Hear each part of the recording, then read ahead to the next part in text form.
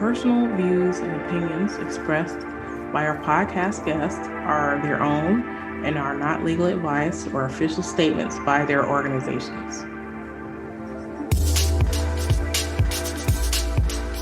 Hello, my name is Debbie Reynolds. They call me the Data Diva.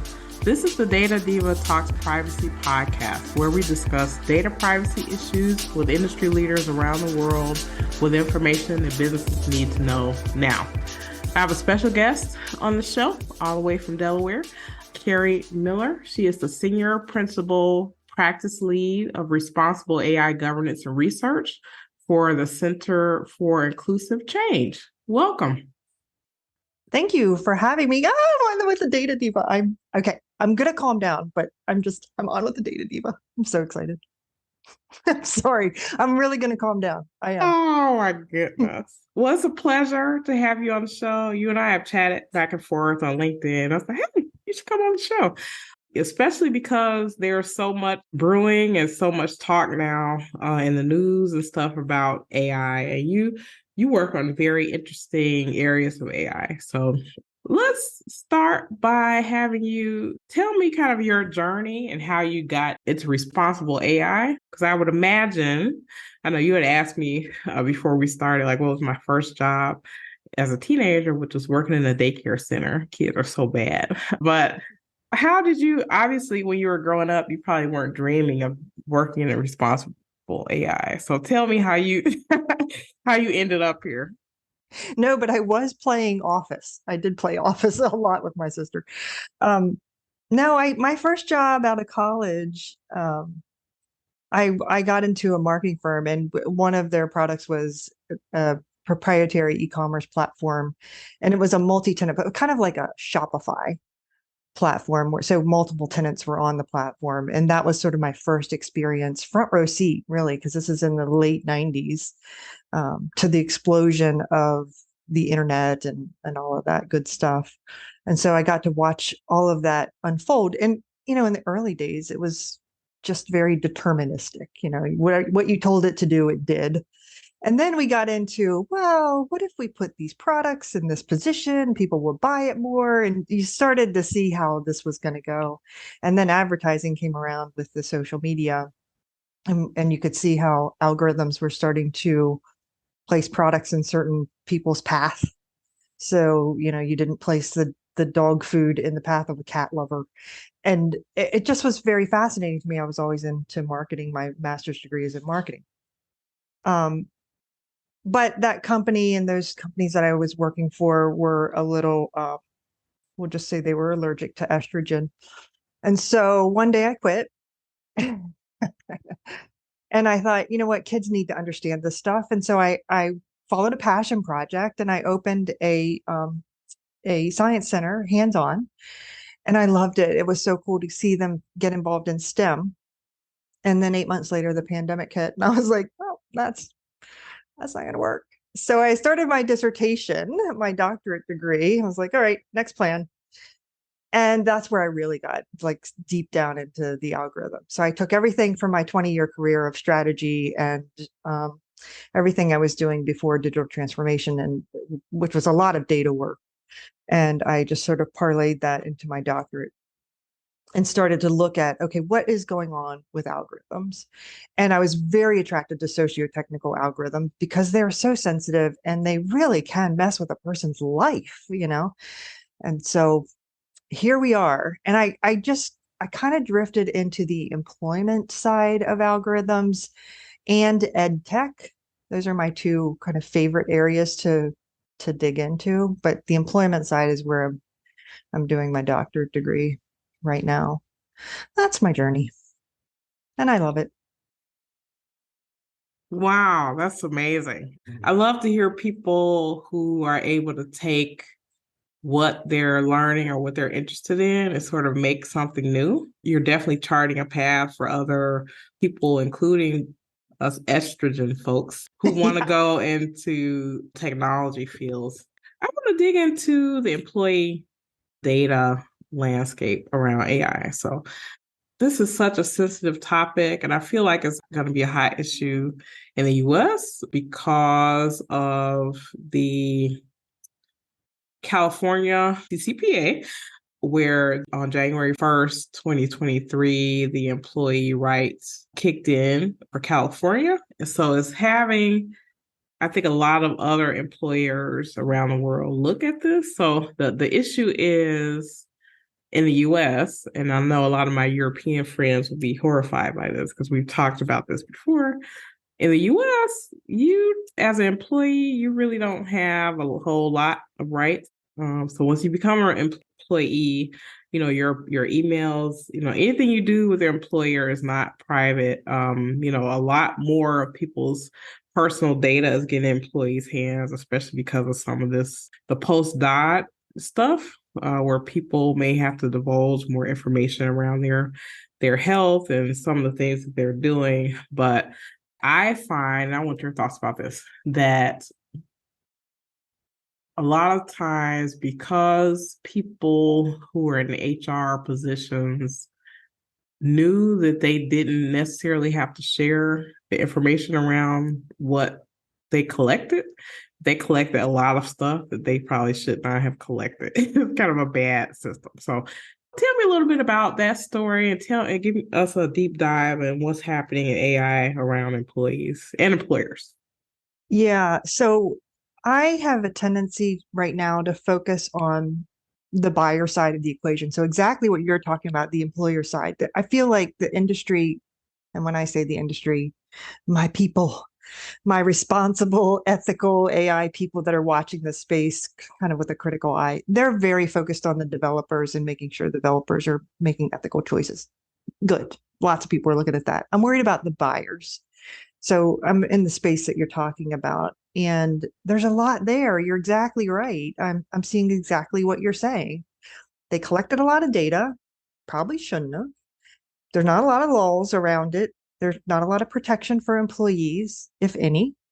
And it's a problem. And so I'm going to go you one further with this. So I'm in the process of writing what I call the full spectrum employee data taxonomy. So when I say full spectrum, I mean a full, robust spectrum of employee data. So you mentioned a few pieces, but let me tell you what's in this taxonomy for me. It's PII, so personal identifiable information. That's what's in the California law, I think, right?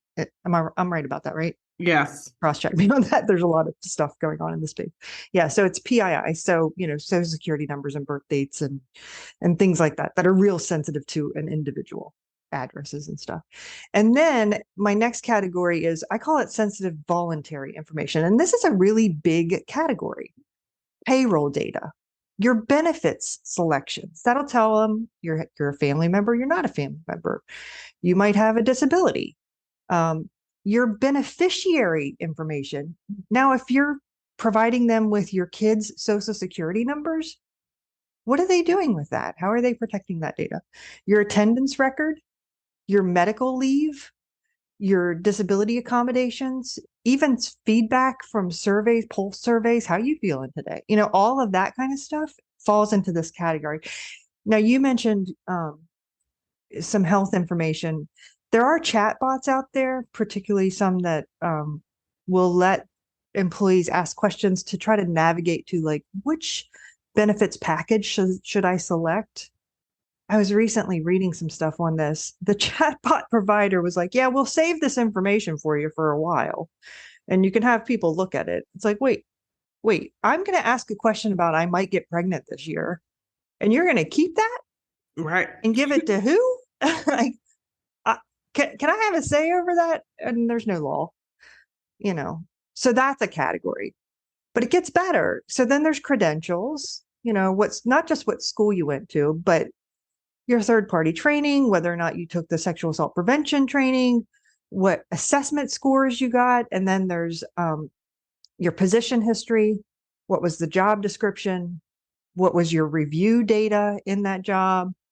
Disciplinary data. And then you go into the company data and the enterprise data. And I'm talking about stuff like, it could be metadata out of the CRM system. Which files did you touch? How many orders did you enter today? How many orders did you pick and pack out of the warehouse?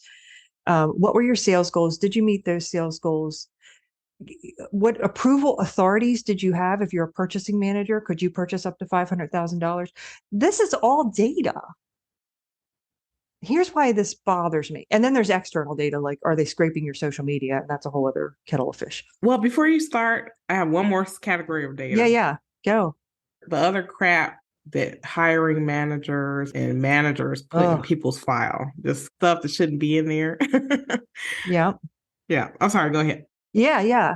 So here's my problem with this. Right now, EEOC covers discrimination, and it's towards the employer. And it's only discrimination, right? Some of this stuff hits to your well-being, your inclusion, your belonging, your autonomy, your flexibility, it just goes beyond discrimination sometimes. And it's to the employer. But my problem is ADP, Workday, these big companies have the data, and they're buying up other little companies that are like, oh, ADP's payroll processor, but they bought up a little reward and recognition company, and then they bought a little review company, and then they bought a little candidate assessment company. And now they have a full spectrum of data. What are they doing with that? If they hit a plateau in their revenue and their shareholders are like, hey, man, let's see a little pickup here in the profit, the first thing they're going to do is turn to their best resource, which is their data. And they're going to come up with some new products, and they're going to take all that data and they're going to mash it together and come up with a new product that was not ever intended for that data to be used. That bugs the heck out of me, Debbie. There's no laws against that. I don't know what happens. And there's no rule that says you can't pick up data from 3 jobs ago. What's that look like? They're like the next potential Google or Facebook, but in the hiring or in the employment industry. It bothers me. Yeah. Actually, ADP is in hot water now. So is Workday, Right. So, for basically the same thing that you said. So basically just like you said, ADP, because they process so many payments, they may know your work history if your companies have ADP. So they know a lot about these people. And so what they started to do is they started to create products, as you said, for companies, and it actually helped them. Part of that data was kind of someone's race, where they had disabilities, and they could actually have employers like decide they didn't want to hire or interview people based on their race or their disability. So they're in hot water for that. And I think that goes directly to your point, where you amass so much data and then you try to use it for purposes that it wasn't intended for. Yeah. And what's interesting is when you read through their like ethical AI, responsible AI posturing, they will both them and Workday will say, we are responsible. We try to make sure that these things don't get into our algorithms. But when you use a neural network, you don't always get to know what's going on inside of that thing. So it could have picked up some piece of data somewhere that was like, oh, by the way, we didn't tell it you had a disability, but it did find out you were using assistive technology. And that was an anomaly. And that meant you weren't in the norm. Done. Right. Done. Right. Yeah. So it's not even the data could be inferred, or that the information may be inferred by all the little pieces that they have. Right. That's right. Yeah. That's disturbing. It really is. It really is. I don't know how we get the lawmakers to like get their head around all this. It takes a lot to understand all this, right? I mean, you didn't fall off the turnip truck and understand all this 3, 5, 10 years ago when you started, right? Oh, absolutely not. Right. Yeah. I'm always concerned about the over collection of data because you can get the wrong insight, right? And you can make the wrong decision based on like over collection of data and looking at it in a different way. So an example I give, one of the whistleblowers for Cambridge Analytica, he said that they had a thing called the Kit Kat Project. So they were able, with the data, they were able to scrape and get from people and, looking at their likes and stuff. They found out that people who liked the anti-Semitic messages also like Kit Kat bars, Oh my right? gosh. So does that mean if you like a Kit Kat bar that you're an anti-Semite? You know what I'm saying? Right. So having data in that way and trying to do those things, correlation is not causation. And so Right. having people misuse data in that way is like problematic. Yeah, that and whatever spits out of the machine, people are very like, oh, well, that's what it said, so that's what we'll do. Like they, who's questioning this stuff? It's like that's what it said. Because early in the early days, that's what we meant for it to do. When it said 10 plus 10 equals 20, we knew that's what it was. Why would you question it now all of a sudden? They don't understand. These are probabilistic machines now, not deterministic machines. It's different. Well, explain that probabilistic versus deterministic. Yeah, so deterministic is going to be when you code the machine to do exactly what you tell it to do, and 100% of the time, it fills the Coke bottle to 90% of capacity 100% of the time within an acceptable tolerance all the time. That's deterministic. You've determined exactly what you want it to do. Probabilistic is a probability. It's probably in this range. It's probably with a 95% accuracy rate. Then there's 5% that might not be like this. And sometimes it's not 95%. Sometimes it's 60% or 75%. Like when we talk about speech processing, was it Google's speech tool that didn't process African American women's speech? It was like 60%. Was it 60? Do you remember? I can't remember the percentage, but I remember that. It was pretty low compared to like a white guy, like, well, that's probabilistic. It's doesn't perform in a very determined way. It's just kind of probably in some range, kind of, so that's a problem. And that's what sociotechnical, when we say sociotechnical, that's another good word to define. It's these are systems that are probabilistic because they're based on society and social technical calculations. Yeah. And I guess the problem is if you're not testing it on all different types of people in society, the people who are underrepresented can be harmed, just like you were saying. Like, that tool was probably tested on a different category of people. So then trying to make it fit for everybody else, it just doesn't quite work that way. Yeah, that's one of the problems. And then the other is, like you said, over collection of data, and all of a sudden you have causation versus Yeah. yeah. Now we're in a space now where people are just gaga over AI all of a sudden. It's like the hot new thing, even though it's Oh, been around for a while. yeah. I think the thing that happened and the reason why people are talking about it so much, and I hadn't thought about this before, but corporations have been using AI for quite some time. So it's like not a new thing for them. But I think, especially with Chat GPT and some of these tools are coming out, what they did was have AI cross over into the consumer market where average people can kind of reach out and touch it and play with it. And I think that's one reason why people are getting all crazy about it. But there has to be some type of responsibility here, some type of guardrails. We're seeing, especially the EU, a lead on regulation of AI. And I think that will influence other jurisdictions to look at it more closely. But tell me why we need responsible AI. We shouldn't just go crazy like other people about AI. Yeah, Chat GPT. It's like, did you see the meme where it's the Microsoft paperclip helper? Clippy? Like Scooby Doo, they're like pulling the mask off of him. It's like, I knew Chat GPT was just the paperclip helper. Like, Yeah, Clippy. I remember yeah, Clippy. Yeah. exactly. It's like, yeah, AI has been around for a really long time. We just kind of hid it inside the products. Yeah. But somehow Chat GPT has gotten like center stage. Just kills me. And yeah, the guardrails are so critically important. And I absolutely applaud what the EU is trying to do. They're not getting it completely right, but God love them, they're trying. I mean, just they're trying as hard as they possibly can. And thank goodness for that, because the problem is systemic bias is everywhere. And so even when you do, like you're saying, You collect up as much data and make sure it's representative. That's what we call it, is representative data. So we've picked up and we've make sure we've captured all races, ethnicities, religions. We've got everything represented. Even when you do that, sometimes it can be a problem. We put it into a model. If the model doesn't, if you've configured the model in a bad way, you've put a weighting on some other piece of data, it picks up a proxy piece of data about like someone's school.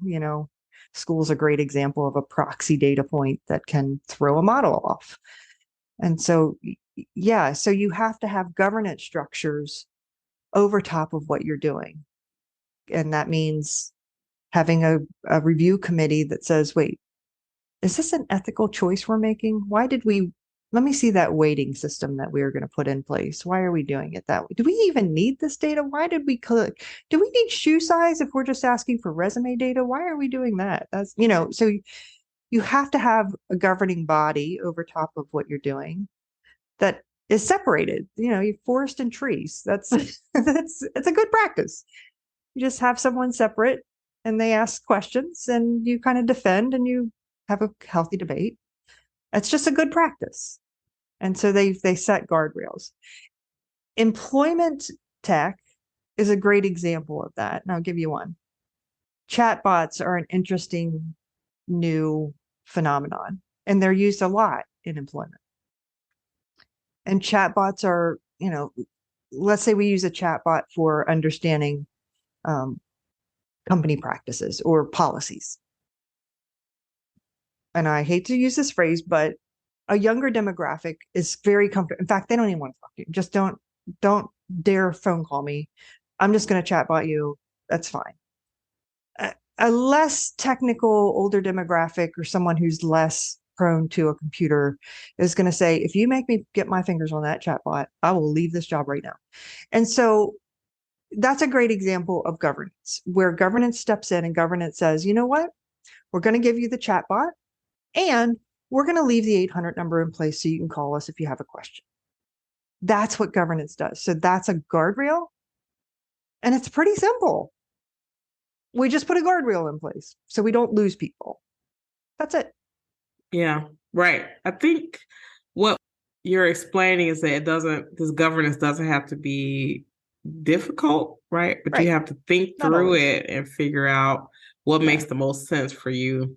Yeah. That was a very simple it can be very hairy and very, very tough. But yes. I want to talk with you a little bit about New York State and something that they're doing, which is in some instances, they're requiring companies to do audits of AI. So, for companies that have been accustomed to doing whatever the heck they want to do with AI systems, now to have the prospect, they're going to have people audit. What is your thoughts about how this happens and what's the best practice around it? Oh, New York. I mean, I wish they did a process where they did involve people. I don't know how we got off the rails a little bit with them. I don't know that it's going to have the effect that they want it to have. But honestly, it's a start, and that's just as important as not having anything at all. You have strategic choices. You could do nothing or you can do something.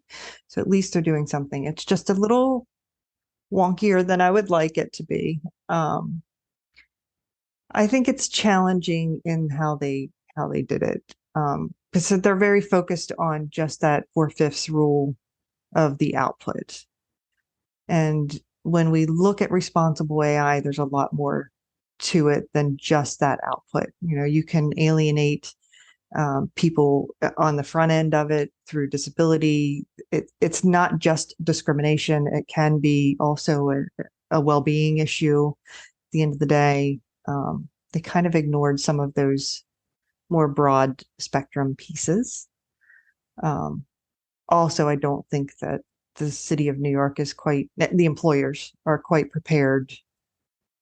So I think we needed to do a little more education on the what's and the whys and the wherefores.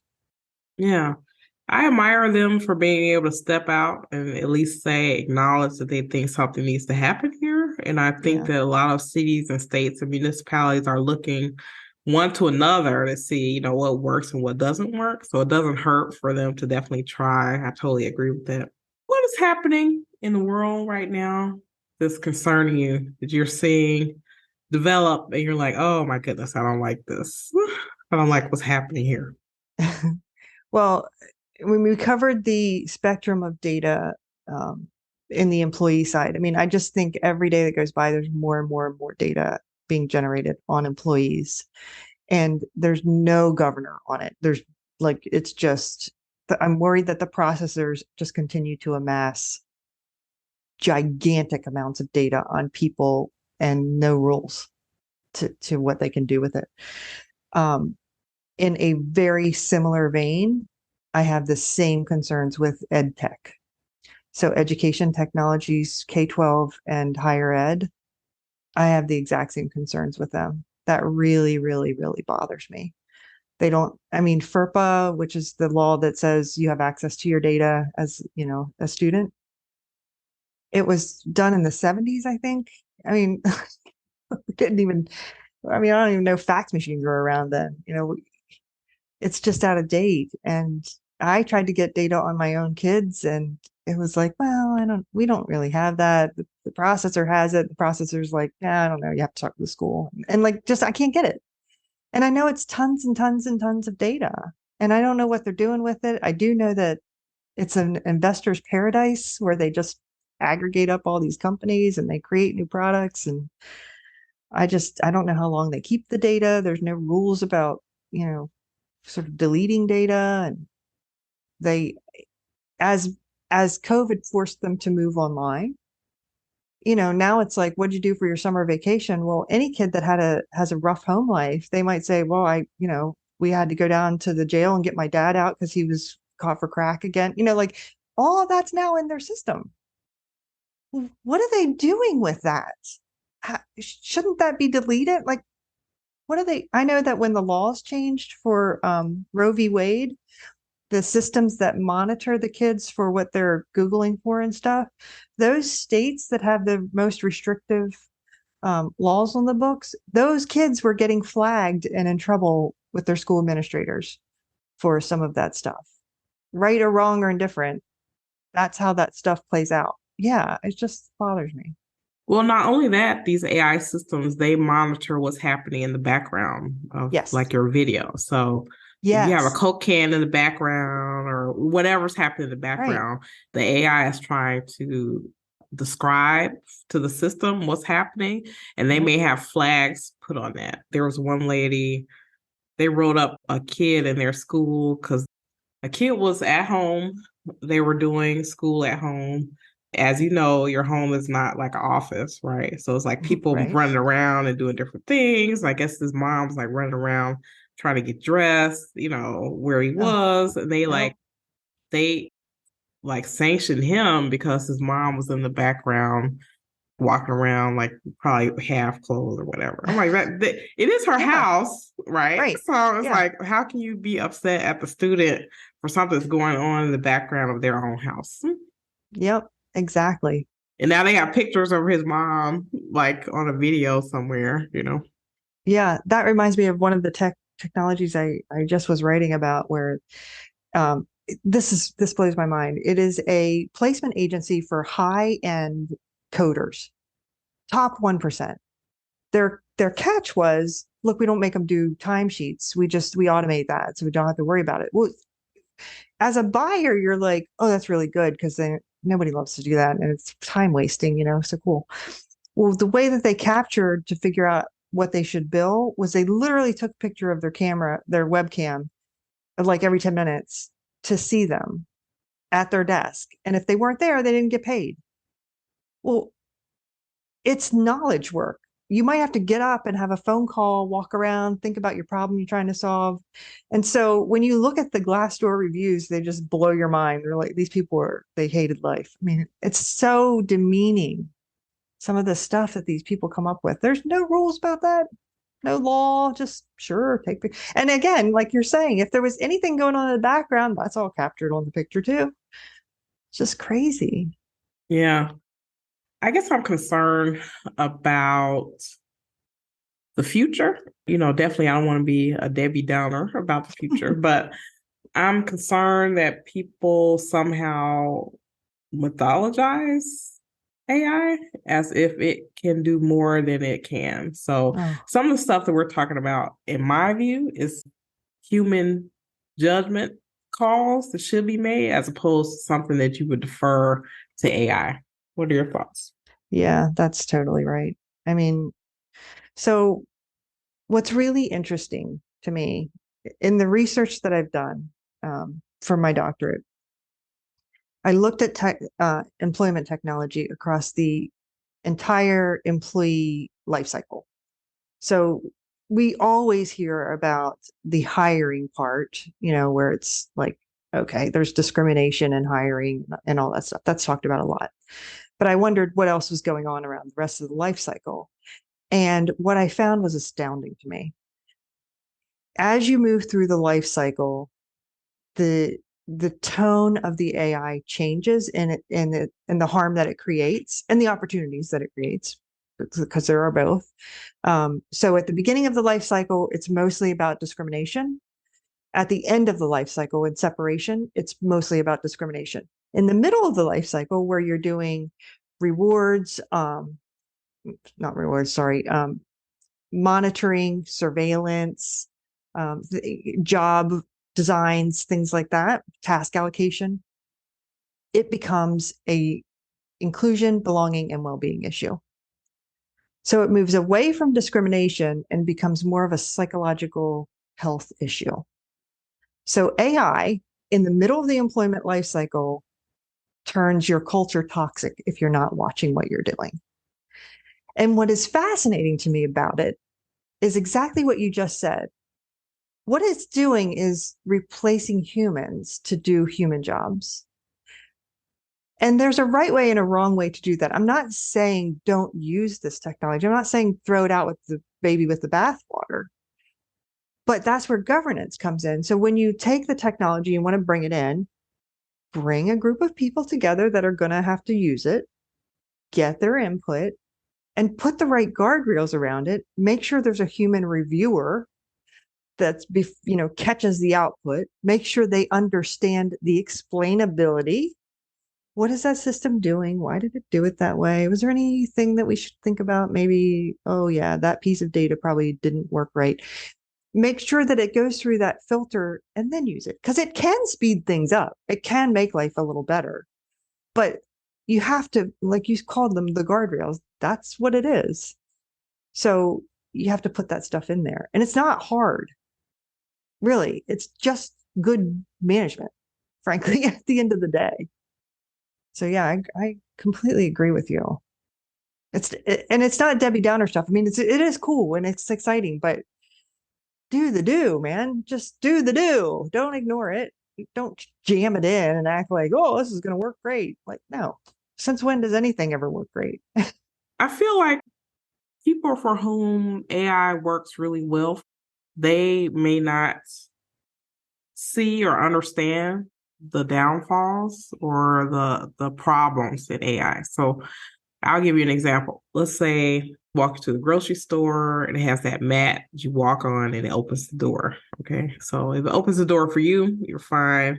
What if the person like me, I step on the mat and it doesn't open the door for me, right? So if you may say, well, the door is fine, it will open for me. But if it doesn't open for me, that's a problem. And so that's an AI issue I think that we have, which is for some people, these tools work really well because they were probably built by people that are like them. And for other people, it doesn't work as well. So I'll give you an example that came up recently.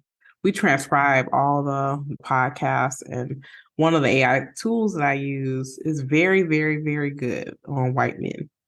So their transcripts turn out great. And almost everybody else is not as good. So regardless of how well they speak English, it just seems to be that pattern that we see. And so I know a lot of these tools are built by people who are probably like some of the people who are on the show, and it's better in those ways. But I think these tools need to get better at being tested and built by more diverse people. What are your thoughts? I think you are spot on. And which brings me to so I'm on the board of For Humanity, and For Humanity is a nonprofit organization. We operate, I think we have 81 people in 81 countries working with us at this point. We're a crowdsourced organization. We write audit criteria primarily for AI systems. So the goal is once countries establish their rules and policies and laws saying, hey, by the way, this AI needs to be audited in order to be allowed to be in operation. They would use our audit criteria, kind of like an accounting audit. An independent auditor would come in and say, check, check, check, check. Oh, you missed it here. You got to fix that. And so we write audit criteria. We just finished audit criteria for disability, accessibility, and inclusion. And it's for exactly the purpose you just described. And so it goes through all the requirements. We did this in collaboration with PETE, which is the Partnership on Employment and Accessibility Technology, which is funded by the Office of Disability Employment Policy from the Department of Labor. So we had a good set of people looking at this. And I would say that the overarching thing that we put inside of this audit criteria is the need for inclusion of people with disabilities throughout the development life cycle and the deployment life cycle. It's just critical. Their common refrain is nothing about us without us. And it's not just necessarily For Humanity, we don't just limit that to people with disabilities. Include all people, all representations. It's important because I don't know what my grandmother would say versus my daughter would say about certain things. So you have to have their voices in there. And that's kind of very central to the audit criteria that we have. So we come in, a lot of our auditors will go in and do pre-audit work, helping companies get ready to be able to pass an audit. But yep, you're right on spot. There are some very unique things to consider with disability in AI. Very unique, especially when it comes to natural language and computer vision things. Those are super sensitive.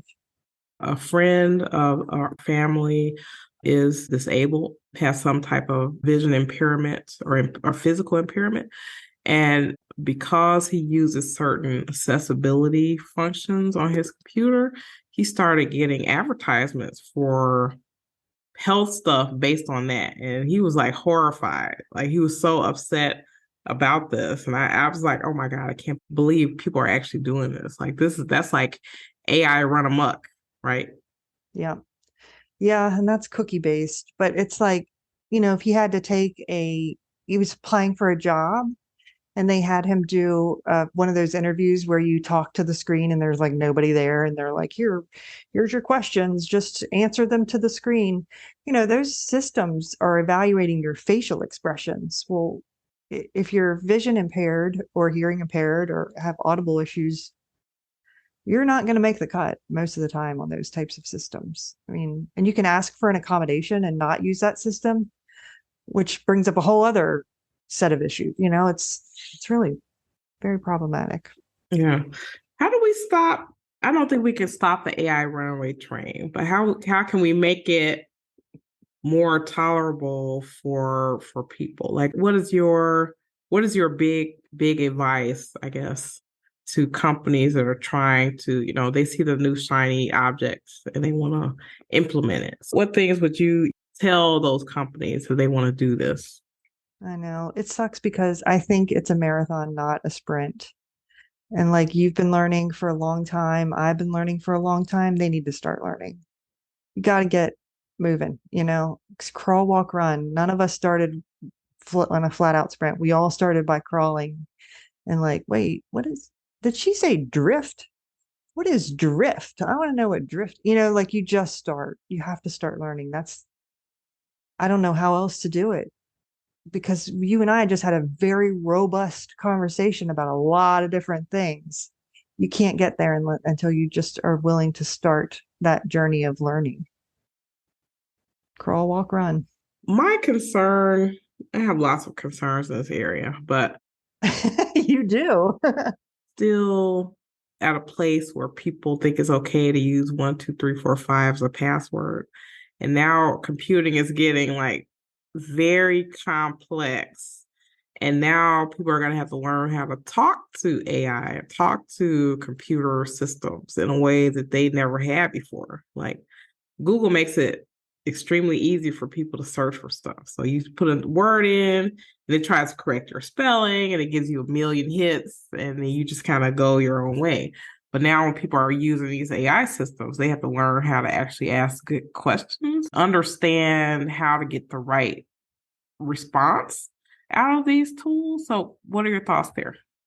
I know. I just saw the other day someone's title was, I hope I get this right. It was something like a structured question engineer or a structured request engineer. It was basically someone who her whole job was to make sure that she's asking the question of the search engine the right way. I was just like, are you kidding me? Prompt engineer. I'm just like, that's a job? Like that? Yeah, it's a very high paying job. I've seen some listings up Seriously? to $350,000 for a Shut prompt up. engineer. Yep. And see, that's a whole job. Like I can barely get, Google to do what I want it to do sometimes, and that's a whole job. So that tells you something because yeah, I'm closer to the 1, 2, 3, 4, 5 into the spectrum with passwords than I am being a prompt engineer. So yeah, I hear you. I, I don't know how we cure it, but it's not by sitting around on our butts not learning. I can tell you that. I agree. So, if we were the world, according to you, Carrie, and we did everything you said, what would be your wish for data, privacy, anything in the world related to data?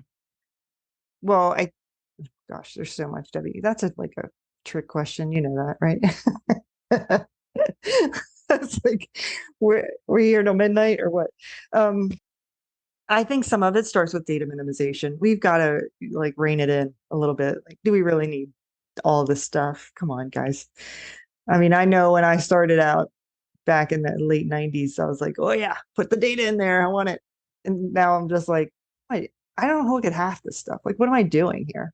It's just ridiculous. So data minimization would be a good start, necessity assessments and things like that. And then it really does come down to point by point by data point in terms of privacy and deleting, making rules about how long you should keep it and its worth, over time, because it does degrade over time. It's not meaningful over time. So get rid of it. And usage, like it's people talk a lot about security, keeping it safe, and that's a big industry.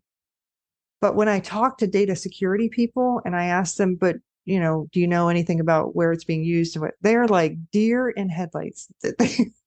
That whole conversation is like, what? No, we just make sure no one's getting to it. Like, oh, okay. So usage and the deletion part of it is that's got to be a bigger conversation, and we've got to get our hands around that, which is the privacy part. And again, my focus has been employment data and ed tech data. And I know, I mean, there's health data, just housing data, a whole world of other areas I could get into, but Well, you're going to be a really busy lady with ed tech and with employer data. So, I know I got to pick a lane. I just, they both tug at my heart.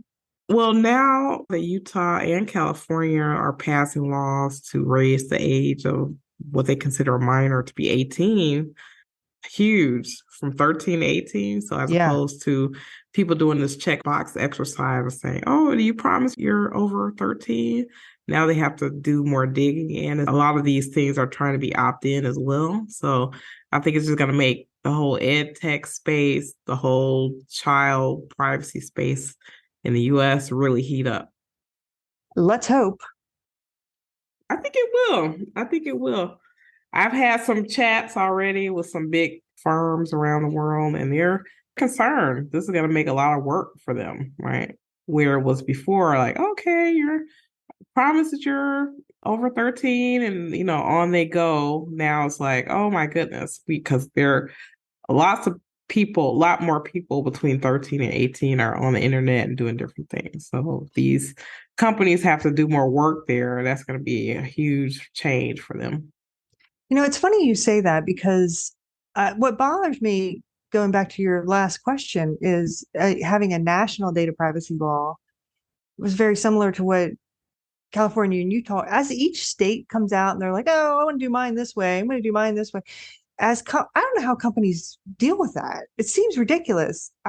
You're just going to put people out of business. You can't possibly keep up with all of that. It's just all it's doing is keeping one trust in business, like I don't know how you deal with that. And it's not fair to the companies. It's also not fair to the consumers because I'm like, what do I move to Utah? I want a law, like, come on, Delaware. What are we doing over here?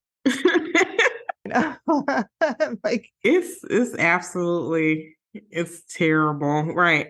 So when the data breach, I first started seeing this around the time when California was the first state to have a data breach notification law.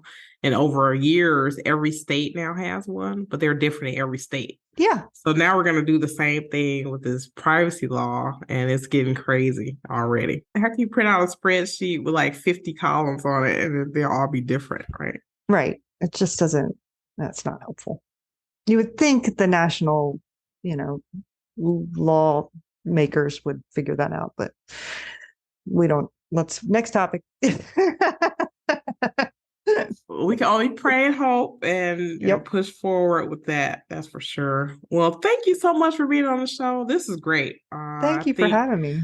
Oh, yeah. Well, you're doing such a unique work in this space, and I'm sure we'll hear a lot more from you and all the great work that you're doing with For Humanity. Ryan, he's been on the show, and quite a few other people from For Humanity have been on the show as well. So it's great that you guys are doing that work. Thank you. I got to talk to the Data Diva. This is wonderful. Thank you so much for being on the show. I appreciate it. Take care. All right. Bye.